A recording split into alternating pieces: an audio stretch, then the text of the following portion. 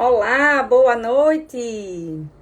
Já estamos aqui ao vivo para a gente iniciar a nossa live de hoje, que garanto que vai trazer muito conteúdo legal, né? Sobre neurodesenvolvimento, sobre a relação do neurodesenvolvimento com a amamentação, como é que a amamentação contribui para essa formação cerebral, para esse quesito, né, da formação mesmo do cérebro. Como é que isso interfere, inclusive, nos níveis de inteligência da nossa população, em relação a transtornos, né, ou distúrbios. Tem diferença o bebê que é amamentado ou não?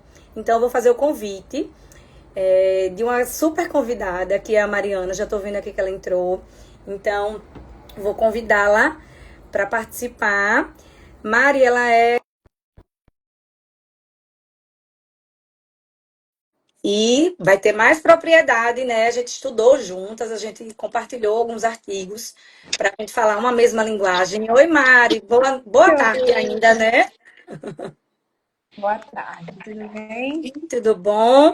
Estava aqui falando para o pessoal, né, que em alusão a esse agosto dourado, o objetivo é realmente que a gente possa conversar um pouco mais sobre essa relação, né, entre neurodesenvolvimento e amamentação, trazendo realmente evidências de situações que a gente percebe que são dúvidas frequentes, né, para algumas mães. Acredito que também reforçar, endossar o benefício da amamentação em relação ao neurodesenvolvimento, né? Porque eu acho que é isso, a gente às vezes precisa saber as justificativas porque a gente fala tão bem da amamentação, né? E com certeza o neurodesenvolvimento é uma delas. Então se apresenta, diz pra gente um pouquinho, né, de como é que você trabalha, para o pessoal te conhecer também. Boa tarde, gente. Boa tarde ainda, né? Boa É tarde, a hora. isso. Sou Mariana, sou neuropediatra, né? Eu fiz minha formação em São Paulo e retornei para Maceió há 2 anos. Fiz complementação em neurogenética também. Hoje eu atuo mais em consultório, né? Atendendo casos diversos aí relacionados à neuropediatria, principalmente transtornos do desenvolvimento, que tem sido a demanda maior ali de consultório. Né? Então, eu queria primeiramente agradecer a você, Renata, pelo convite. É um tema super importante, né? A gente está numa fase aí do Agosto Dourado que é importante reforçar o que tem sido bastante falado, né? Em relação ao leite materno ser o principal ali, alimento, ter vários benefícios.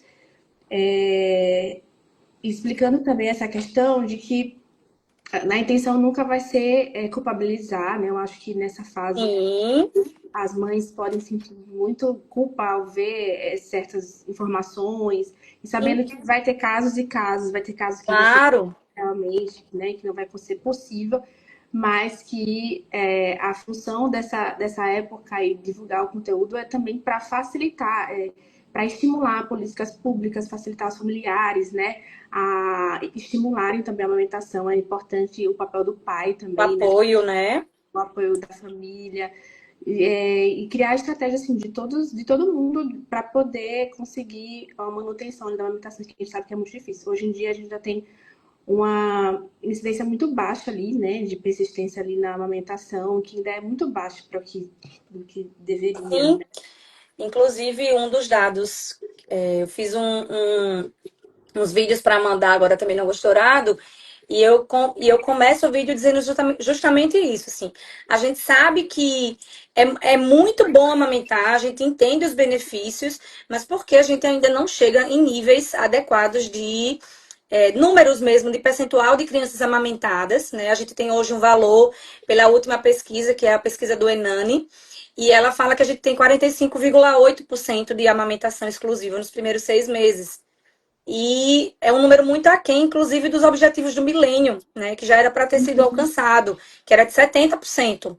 E a gente meio que estagnou nesse número, mesmo tendo políticas públicas, né, que foram implementadas com esse objetivo de melhorar esse número, mas porque dentro da casa da paciente é um processo desafiador para cada mulher amamentar, né? A gente que trabalha com mãe, a gente conversa muito sobre isso e a gente se prepara e prepara muitas mulheres para esse momento, justamente por entender que não é instintivo, né? Que não é, nem toda mulher sabe, nem toda mulher vai conseguir, e a gente precisa sim alcançar esses marcos. Às vezes a gente consegue o marco da amamentação exclusiva por 6 meses, mas às vezes o marco que a gente quer alcançar é de conseguir amamentar, de manter a amamentação. E com certeza para o neurodesenvolvimento isso vai ter repercussão, tá? E aí, Mari, eu queria que você explicasse um pouquinho o que é, por que que a gente está falando desse termo neurodesenvolvimento, um conceito mesmo para a gente entender um pouquinho. Tá. Então, assim, o desenvolvimento é aquela capacidade, né, que o indivíduo tem de cada vez adquirir habilidades mais complexas. Quando a gente fala em neurodesenvolvimento, então seria a capacidade de adquirir funções neurológicas ali mais complexas. A gente tem o desenvolvimento ali dentro do esperado, né, o desenvolvimento normal, em que Sim. cada etapa a criança vai desenvolvendo as aquisições ali esperadas, conforme a maturação cerebral. E aí algumas crianças vão estar ali dentro do esperado, outras pode apresentar algum atraso no desenvolvimento. E é importante a gente falar sobre neurodesenvolvimento para que se entenda o que é esperado, para que Sim. possa ter uma intervenção cada vez mais precoce, né? E quando a gente casa isso com a amamentação, faz bastante sentido, porque hoje a gente sabe que o leite materno não é só uma função nutricional, né? Então a gente tem Perfeito. várias outras questões além do aporte nutricional. A gente tem um vínculo materno, isso também acaba sendo um estímulo também ambiental para a criança, um estímulo Sim. sensorial, né, que vai ajudar também no desenvolvimento. Então a amamentação acaba sendo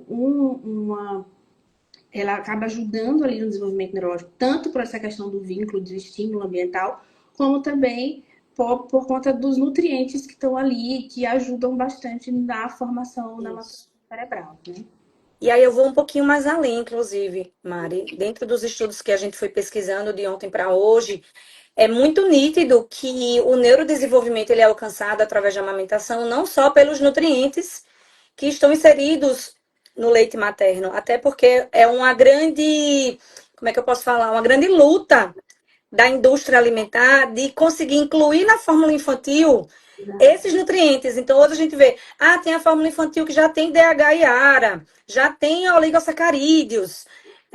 Tá, mas o fato de ter não é a única coisa que vai garantir o neurodesenvolvimento. Porque o neurodesenvolvimento também está relacionado, me corrija se eu estiver errada, Uhum. ao momento ali do contato, pele a pele, mãe e bebê, os estímulos que são causados, o afeto que esse bebê está recebendo, a segurança e todas aquelas conexões cerebrais que o Sim. momento do amamentar proporciona para esse bebê. Uhum. Tem a questão do estresse materno também, né? Que a gente sabe que ajuda bastante a reduzir. E essa redução do estresse também ajuda no desenvolvimento da criança, porque é a mãe que vai conseguir estar mais presente, né? Que vai conseguir estimular mais o bebê. Então a gente sabe que tem vários. O desenvolvimento ele tem uma base genética, né? Mas existem também os fatores ambientais que vão ajudando ali ao longo do desenvolvimento da criança para que a gente tenha um desenvolvimento ali melhor possível, né? Lógico que nos casos que não é possível a amamentação, existem formas de substituir, né, para que a criança Perfeito. também consiga ter um bom desenvolvimento, né? Mas o leite materno acaba sendo padrão ouro, realmente, quando a gente fala em termos de nutrientes ali para o desenvolvimento cerebral. E aí, já comentando um dos estudos que a gente compartilhou, existe um grande estudo de coorte que existe no Brasil, que é em Pelotas, né? Que o César Victor é um dos autores, né? Que traz esses estudos. E ele relata muito bem que, como é um estudo de coorte, só para explicar, né? Quem não entende um pouco dessa questão da linguagem técnica, é um estudo que acompanha a população durante muitos anos. E ele acompanha há mais de 30 anos essa população. Então, ele já consegue mensurar, inclusive, que as crianças que eram amamentadas exclusivamente por 6 meses, comparadas com aquelas que não foram amamentadas dessa população, elas tinham maior rendimento escolar, maior QI, né, maior coeficiente de inteligência, e inclusive maior renda na vida adulta. Exato. Eu acho que assim é muito profundo a gente entender que a gente está amamentando o nosso filho, pensando inclusive no desenvolvimento dele como pessoa e como profissional na vida futura. Uhum, verdade. Assim, esse estudo acaba tendo uma metodologia muito boa, porque teve uma amostra muito grande, né? e foi um Sim, estudo prospectivo, então ele avaliou ali em 82, 1982, crianças e pegou dados, né, de como elas amamentavam, o tempo da amamentação, e aí depois analisaram como essas pessoas se desenvolveram ali na idade de 30 anos. Então, isso. foi analisado a parte fizeram testes de QI, né, analisaram o QI, analisaram também a renda, né, e escolaridade dessas pessoas. E foi visto que os casos que teve uma amamentação exclusiva gerou ali um desenvolvimento melhor no futuro, e o tempo da amamentação também. Então, os estudos hoje mostram Isso. muito essa questão do tempo, que é outra coisa que Perfeito. é um desafio, né? Não é só iniciar, mas também a manutenção. E a gente sabe que quanto maior a manutenção, melhores os resultados também para o bebê. Isso. E Mari, você falou agora uma coisa muito importante, porque assim, às vezes eu cheguei em algumas casas de mães para fazer o acompanhamento no pré-natal ainda, e aí eu converso muito sobre as expectativas que aquela mulher tem sobre amamentar. E muitas trazem assim, eu quero amamentar pelo menos aquele tempo, né, que é obrigatório de 6 meses. Aí eu digo, ó, 6 meses é o que a gente recomenda de amamentação exclusiva. Mas os benefícios da amamentação é dose dependente. Quanto mais tempo a gente amamenta, mais benefícios a gente tem. E muitas mulheres não sabem disso. Inclusive não sabem que o leite materno, ele é o principal alimento até 1 ano. Então, o bebê, ele começa a comer na fase de introdução alimentar, mas ali não vai ser ainda suficiente para o bebê, né, conseguir uma quantidade boa de nutrientes. Ele vai explorar, ele vai aprender a comer durante esses, né, de 6 a 1 ano. E aí o leite materno, ele realmente tem todo esse potencial, tá? Uhum, E aí eu acho que é interessante a gente explicar também isso, assim, porque se a gente reforça essa ideia da amamentação prolongada, que é algo, inclusive, que culturalmente ainda é um pouco banalizada ou ainda mesmo julgada, né? A gente sabe que mulheres sofrem um pouco disso quando amamentam, e na verdade é dose dependente. Aquele bebê que é amamentado por 2 anos ou mais, ele tem mais benefícios. exato. E aí que entra também as questões de políticas públicas, né? Porque infelizmente aqui no Brasil a licença é mais curta, tem países que é bem mais tempo, né? Que a mãe consegue ficar amamentando. Mas aí vai ter a realidade, a questão social e cultural de cada um. Em alguns casos vai ser mais difícil a manutenção, mas a gente tem algumas estratégias, né? A extração do leite, Perfeito. estratégias para guardar. Então, assim, estimular também formas alternativas, né? Já que se tem que voltar a trabalhar, de como conseguir manter essa amamentação. Mantém. Principalmente porque, pensando no pós 6 meses, né, realmente a mulher que volta com 4, ela vai ter que se dedicar ali para ter a extração do leite como principal e única fonte alimentar, necessariamente, se for manter a amamentação exclusiva. Mas quando o bebê vai começando a comer, esse bebê ele vai entrando numa transição onde ele vai mamando na presença da mãe. E na ausência da mãe, ele vai comer, né? E assim, é um cenário que é muito mais possível, né, para essa mulher, para essa família, apesar de desafiador, manter essa amamentação. E aí, dentro dos estudos que a gente também foi conversando, né, durante de ontem para hoje, a gente viu que também tem sido investigado um pouco sobre a amamentação e a sua relação com algumas questões do neurodesenvolvimento e algumas situações específicas, como o caso, né, do TEA, do autismo. Então, Mari, faz essa relação. Existe relação de proteção? Qual é a relação, assim, eu acho que a gente tem que ter muito cuidado, né, com o que a gente traz de informação, porque às vezes algum estudo traz como algo taxado, né, como eu mandei para você, olha, Mari, eu vi esse, o que é que você acha? E a gente precisa ponderar algumas coisas, entender um pouco desse neurodesenvolvimento, mas também lançar mão de apoiar aquilo que a gente sabe que dá certo. Exato. A gente tem muitos estudos de correlação, né, na etiologia do autismo. Então, assim, e aí esse é o cuidado que a gente tem que ter, porque é aí que surgem muitos mitos, né, em relação às causas do autismo. Hoje, o que a gente tem evidência científica de causa do transtorno do desenvolvimento em geral, como autismo, é que são de causa multifatorial e o fator genético é predominante. Então, as mutações genéticas, né, que causam junto com alguns fatores ambientais. E o que a gente sabe hoje são fatores ambientais na gestação. Então, hoje o que a gente tem Perfeito. conhecimento, prematuridade, uso de drogas, álcool na gestação, alguns medicamentos, valproato de sódio, a gente tem evidência científica que influenciam. A questão de infecções nas gestações, intercorrências. Então, existe, já tem assim registrado evidência científica de alguns fatores de risco ambientais, mas que são na gestação.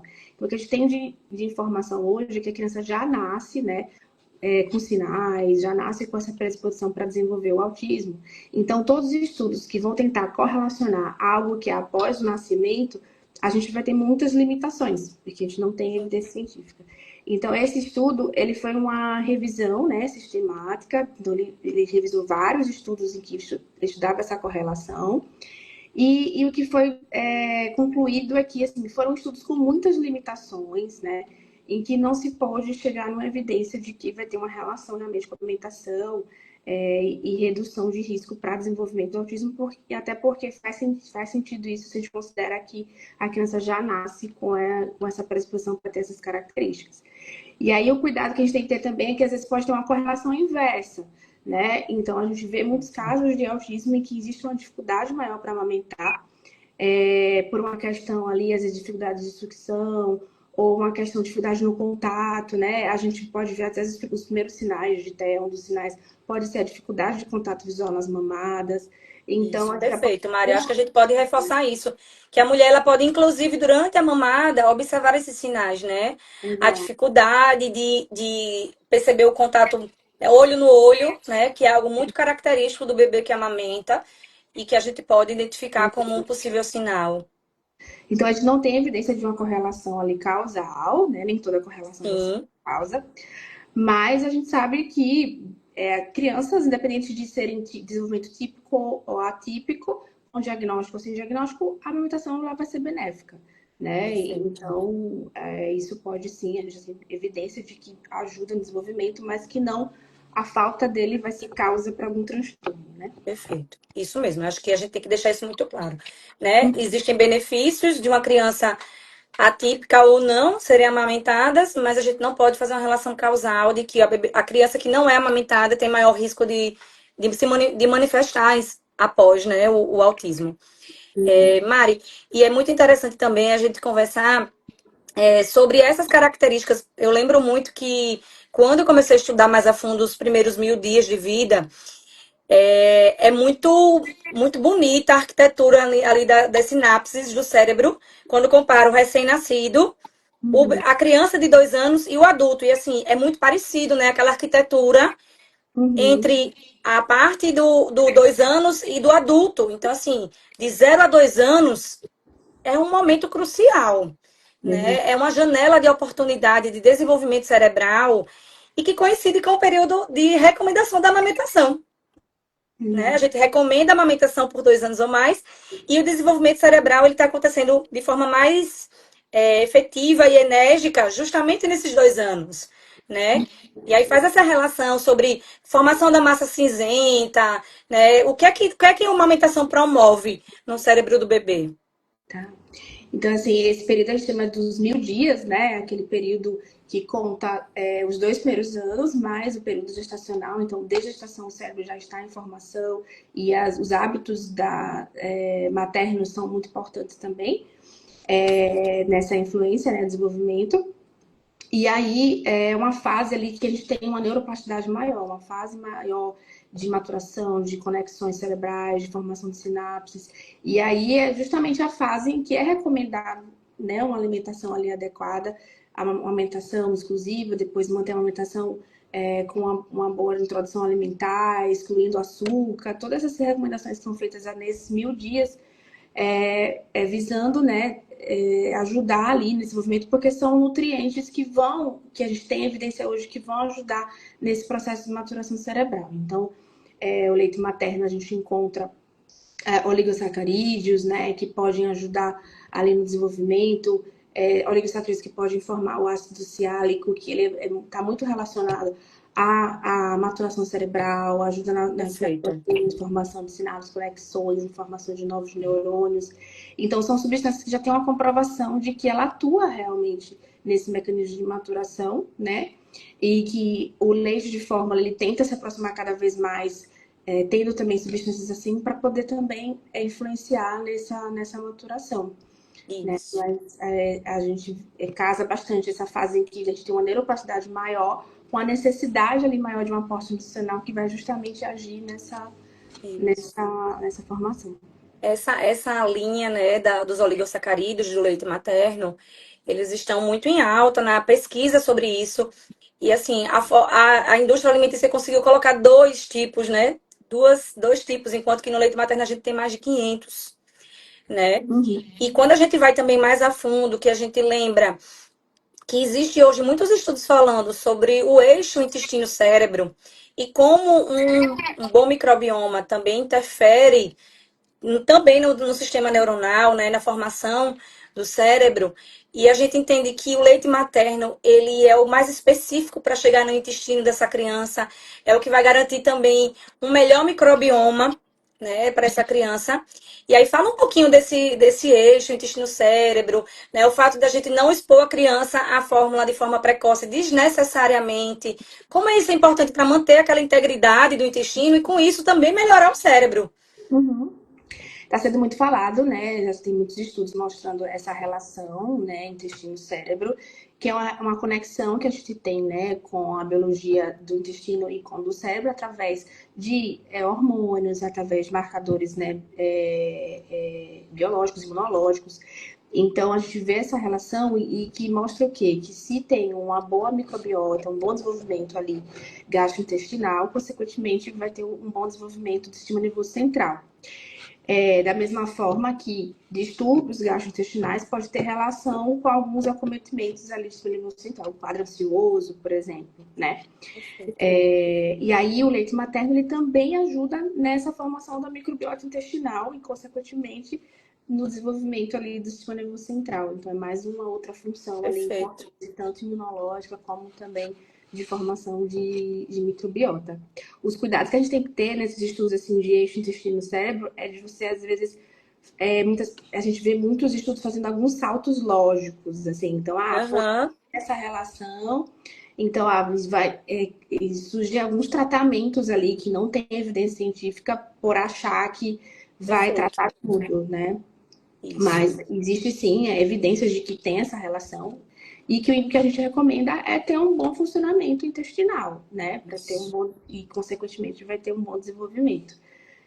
Mas não existe evidências de tratamentos específicos como dietas específicas, restrições dietéticas, Perfeito. né? Isso. Tá tudo interligado, né? A nossa saúde, ela tem essas conexões todas, né? Eu acredito que a amamentação, ela consegue pegar bem essa característica, né? Porque a gente tem a parte emocional da criança sendo desenvolvida, né? Do apego seguro, da segurança de ter uma mãe próximo.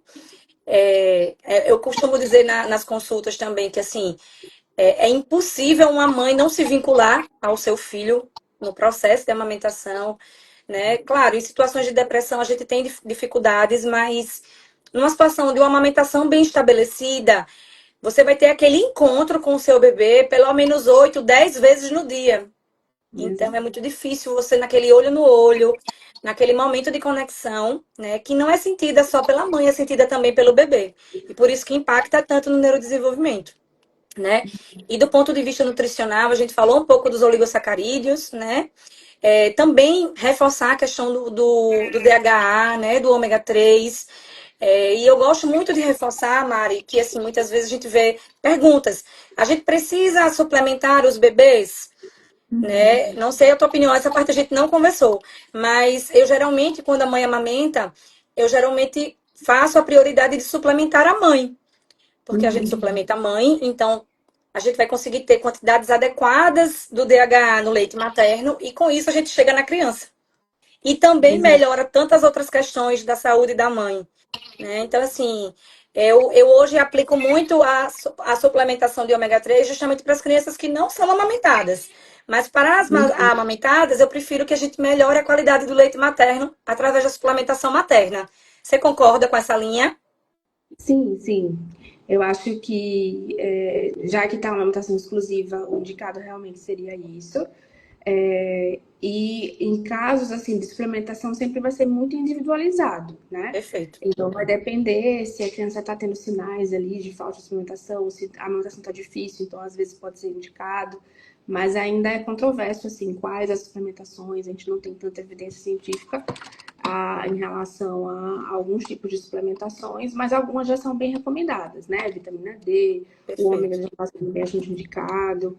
E aí vai depender muito de cada caso, a indicação. E para as mães que estão aqui vendo a gente, que tem dúvida, inclusive assim, quando eu devo fazer um exame no meu bebê? Quando eu tenho Uhum, que me preocupar em procurar mesmo ajuda ou saber se ele tem essa necessidade da suplementação? uhum. Aí vai depender muito das queixas, né? Assim, nos casos, às vezes pode ter algum sintoma gastrointestinal, ou se está tendo dificuldade de aumentar, então pode ser que precise, né, de alguns suporte Sim, maior, além do leite, além da fórmula.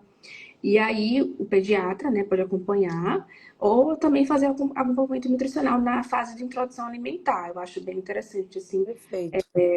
ter um acompanhamento, né, orientação, porque é uma fase difícil em que o bebê muitas vezes recusa, todo um processo. Uhum. Entender que nessa fase o leite materno ainda vai ser muito usado e é um passo ali, né, de cada vez para conseguir cada vez ir introduzindo a alimentação. E muitas vezes a mãe precisa de suporte nesse momento, porque alguns casos vão ser mais difíceis, né? Algumas recusas Sim. alimentares. Ô Maria, e se você pudesse dar orientações agora, de uma forma mais prática, Uhum, o que é a favor do neurodesenvolvimento infantil? O que é que as mães, os pais, as famílias podem trazer aqui como aquela dica preciosa? O que é que a gente deve fazer? Que, assim, para toda criança, o que é que a gente poderia trazer de benefício para toda criança para garantir um melhor neurodesenvolvimento? uhum, isso. É importante, assim, estímulo ambiental, né? Então, hoje em dia a gente cada vez mais tem materiais ali de orientação de como estimular a criança. Eu gosto muito do material chamado Haja Cedo, né?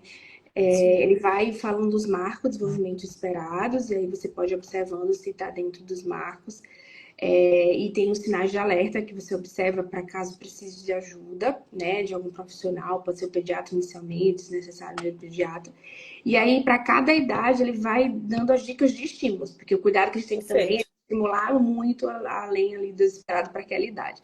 Então, para cada idade, eles vão dando dicas de como estimular o bebê. Isso pode ser feito desde barriga, né? Então, a leitura pode ser feita desde barriga, musiquinhas pode ser feito desde barriga. E após o nascimento, aí são essas medidas que a gente vai fazendo além de estímulo ambiental. A amamentação entra como uma ótima forma de estímulo, tanto pelo aporte emocional como também pela questão do vínculo. E em casos em que não é possível, existem outras formas, né, de estimular. Existem brinquedinhos, livrinhos, fazer o tummy time é algo muito importante.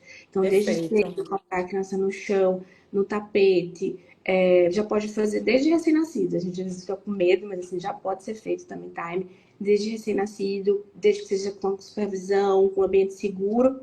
E aí sempre colocando alguns estímulos, livrinho, espelho, brinquedinhos com sons, para que a criança vai sempre ali se estimulando. Conversar com a criança, cantar na hora do banho. Então, existem várias formas ali de estimular, de Perfeito. brincar desde o início do desenvolvimento. E aí, para a gente ir finalizando um pouco, Mari, o que é que a gente poderia ter também de sinal de alerta? Para aquele bebê pequeno mesmo, que ainda é amamentado. Vamos pensar nesse público que a gente está conversando aqui, especialmente, né, da amamentação. Como é que a gente poderia identificar possíveis sinais, né, de dificuldade no neurodesenvolvimento, né? Não necessariamente que existe um diagnóstico por trás, mas às vezes existe uma necessidade de da gente ter estímulos mais adequados, de ter uma intervenção precoce, né? Eu acho que foi algo que a gente não falou aqui hoje, mas assim, a intervenção precoce é tudo, né? E aí, assim, deixa aqui as dicas do que é alerta pra gente, do que a gente tem que observar.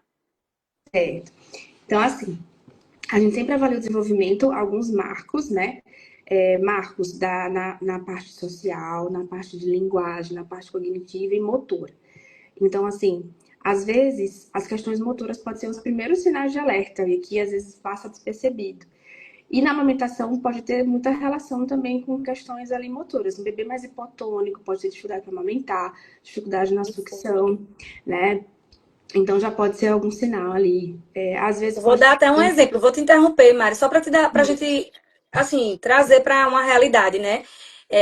Já aconteceram algumas situações que a gente, inclusive, compartilhou o caso de mães que tinham uma boa produção de leite. A gente sabia que o problema não estava ali na produção de leite e o bebê Uhum. não estava ganhando peso. O bebê não estava conseguindo se desenvolver nem nos marcos mínimos assim de crescimento e desenvolvimento. Isso já liga um sinal de alerta, não liga? Exato, exato. Porque pode ser algo ali com o bebê, né? Já que não está sendo uma questão ali da alimentação ali de pega ou de aporte ali de leite. E aí essas questões motoras podem ser uns primeiros sinais, né? Questões sensoriais também, então um bebê com muita irritabilidade, com choros muito mais intensos que o esperado, uma dificuldade maior de sono, e na parte da comunicação já pode ter sinais também, porque o bebê já se comunica, né? Então, através do contato, através do sorriso, então pode ter às vezes uma dificuldade de contato visual, dificuldade de sorriso social. Um bebê, às vezes, ou muito irritado ou muito calmo, são dois alertas. Às vezes pode ser menos ativo, Perfeito. às vezes pode ser muito ativo. Então, a hipoatividade também é alerta. Então, às vezes, o bebê calmo demais também pode ser um alerta, ou um bebê irritado demais. Uhum. Questões de linguagem, um bebê que balbucia pouco, e aí vai crescendo quando chama, demora a responder. Então, são esses alertas principais ali. A gente primeiro pode ver questões mais sensório-motoras, e aí vem depois questões mais de comunicação, de interação. E são alertas que não quer dizer que vai ser algum transtorno do desenvolvimento, mas de que precisa intervir, porque quando mais cedo intervir melhor, independente do que seja, por conta dessa neuroplasticidade maior no início da infância. Perfeito. Então, intervenção precoce sempre, né? Então, se a Exato. gente identifica algum fator ali de risco, algum sinal de alerta, procurar, né, os profissionais, conversar com a pediatra, e da pediatra muitas vezes vem esse encaminhamento para a neuroped, né? Eu lembro muito dessa paciente que a gente teve em comum, porque eu lembro que eu saí da casa da paciente e disse assim, mandei mensagem para a pediatra da paciente e disse, ó, a gente precisa de uma avaliação bem mais aprofundada. Existem questões aqui que precisam ser vistas, né? Porque a gente, quando está no dia a dia da amamentação, a gente percebe, né, o que é que a gente espera daquele bebê, naqueles primeiros momentos de vida. O que é que a gente espera de um bebê com 15 dias, com um mês? Então, assim, as coisas elas vão evoluindo. E a gente precisa ter esse olhar atento enquanto profissional também, de intervir de forma mais precoce possível. Se não houver diagnóstico, se não houver intervenções a serem feitas, ótimo, mas a gente não perde essa janela dessa neuroplasticidade dos primeiros 2 anos ali, né, que é mais gritante mesmo. É, Exato. Mara? E você quer deixar alguma mensagem? Tem o pessoal que está aqui também no ao vivo, querem tirar alguma dúvida sobre neurodesenvolvimento relacionado à amamentação? Se tem Não. alguma dúvida, deixa eu ver quem está por aqui. Vi que a Lori mandou mensagem, duas maravilhosas. Um beijo, Lori. Então, se tiverem dúvidas, podem ir encaminhando também para a gente, tá? Eu sempre gosto, Mari, de deixar a live salva no YouTube, porque eu acho que é um. Às vezes a gente tá no carro dirigindo, a gente liga no YouTube, né? O Instagram acaba sendo algo mais rápido, mais imediato. E como a gente teve um tempinho maior aqui, eu vou deixar salvo lá, né? Então, vamos direcionar e eu vou colocar o link no Instagram para encaminhar para as pessoas. Então, a gente vai encaminhar para os nossos pacientes todos, para eles também ficarem, né, ligados aí nesses conhecimentos. Foi assim, riquíssimo.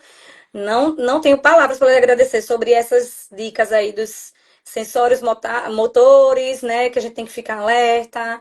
Sobre essa questão da casualidade, né? Da gente ter cuidado com os estudos, o que é que esses estudos trazem, né? E de como amamentar realmente está relacionado ao desenvolvimento cerebral e como a gente.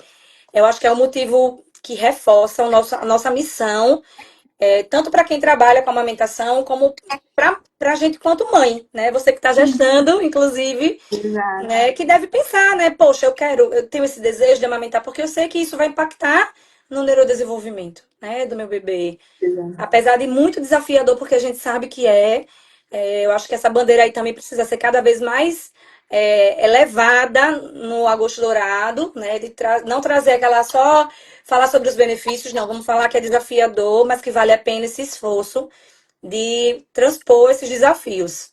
Exato. Eu agora sentindo na pele, né, com a gestação, já preocupada, meu Deus, será que eu consegui amamentar? A gente se culpa realmente ali desde o começo, e por isso que eu quis falar dessa questão, assim, de que a intenção de abordar esse assunto nunca vai ser culpabilizar, né? Isso. Porque às vezes pode reforçar esse sentimento nas mães, mas a em questão poder conscientizar, né, poder falar dos benefícios para que consiga ter um apoio, né, porque às vezes essa dificuldade de manter a amamentação é a falta de apoio que a mãe tem, né, então é importante que Isso. toda a família haja, que todo mundo contribua, que o pai ajude. Uma pena que não tem pais aqui assistindo, mas é muito importante, assim, né, que todo Mas mundo as mães vão encaminhar para os pais, vai dizer, ó, a inteligência do nosso filho depende desse momento. Se a gente quer pode um filho segurar mais o papai desenvolvido, enquanto a mãe descansa, né? exatamente, né? Porque assim, apoiar a amamentação é tudo isso, é pensar que a gente está construindo ali o futuro do nosso filho. Então é um compromisso dos dois, né? Da mãe, né? E do seu acompanhante ou acompanhante nesse processo. É extremamente importante a gente ver esse todo, né? Do desenvolvimento. Tá? Então eu quero te agradecer por esse momento. Aprendi Obrigada, eu muito, que foi agradeço. maravilhoso, né? Ficaremos juntas aí, né, nessa parte também. Tenho certeza que a gente vai tirando dúvidas se precisar também. O que o pessoal for trazendo de dúvida por aqui, eu também posso, né? A gente pode ir fazendo caixinha de perguntas, a gente pode ir respondendo aos poucos, que às vezes na live o pessoal fica mais tímido, não quer perguntar. Mas o que vocês tiverem de dúvidas, perguntem, né? Porque a gente pode tentar ajudar vocês. Tá certo? À disposição também, caso tenham dúvidas, pode mandar no direct, pode mandar mensagem. E obrigada, Renata, foi muito É bom. isso, foi muito bom. Um beijo bem grande, bom final de semana para você, Mari, para todo mundo que está aqui com a Obrigada. gente. E deixa salva lá no YouTube, tá? Depois eu boto aqui o Tá link no bom. Instagram também. Um Obrigada. beijo. Beijo.